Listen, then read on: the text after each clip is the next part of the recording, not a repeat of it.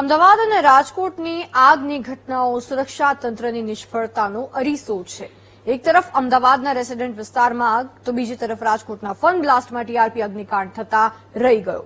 નિયમો નેવે મૂકીને ઉભા કરાયેલા પતરાના ડોમ તંત્રની રહેમ નજર હેઠળ મોતને ખુલ્લું આમંત્રણ આપી રહ્યા છે.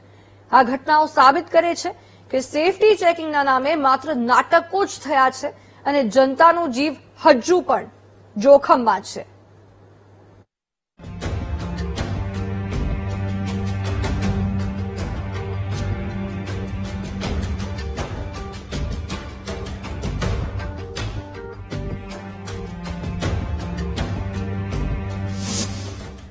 શ્યામલના આકાશમાં ઉઠેલા ધુમાડાના ગોટે ગોટા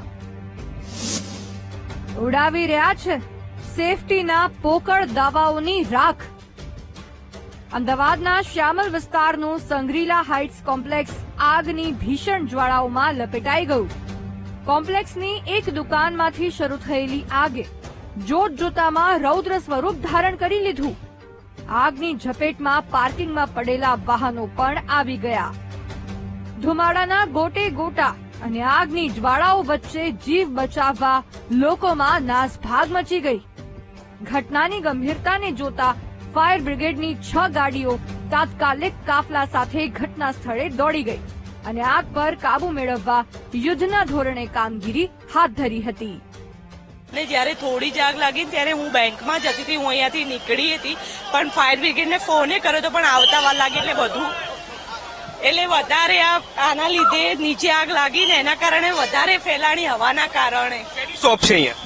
આ તો એ બેંક છે, નીચે એટીએમ છે, ઓફિસ છે. હા, એટલે નીચે ઉપર હવે કસેકમાં તો લાગી હતી પણ ત્યાંથી બધે ફેલાણી.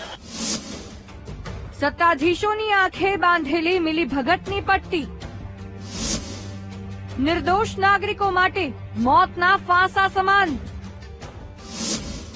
ટીઆરપી કાંડની ઘટના હજુ ભૂલાઈ નથી. ફરી એવા જ શેડમાં મોતનો સામાન ખડકાયો.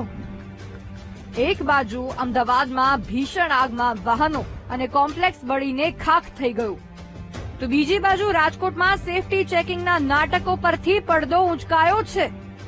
રાજકોટનો ભયાનક ટીઆરપી અગ્નિકાંડ, જેમાં 28 માસૂમો હોમાઈ ગયા હતા, હજુ એ ઘટના ભૂલાઈ નથી. ત્યાં ફરી એકવાર તંત્રની ઘોર બેદરકારીના ફટાકડા ફૂટવા માંડ્યા છે. ગઈકાલે જે ફન બ્લાસ્ટમાં જે પ્રકારની ઘટના બની છે, આપણી સાથે જે માલિક છે, સાહેબ શું આખી ઘટના ગઈકાલે બની? ગઈકાલે ઇલેક્ટ્રિક સ્પાર્કના લીધે એમાંથી સ્પાર્ક નીચે આવ્યું હતું, જે વાયરિંગમાં શોર્ટ સર્કિટ થયું એના લીધે કાંઈ બીજું કાંઈ ના થાય, કારણ કે આપણે ફાયર સેફટીના બધા પ્રિકોશન લીધેલા છે, એ જ હતું, બીજું કાંઈ નથી.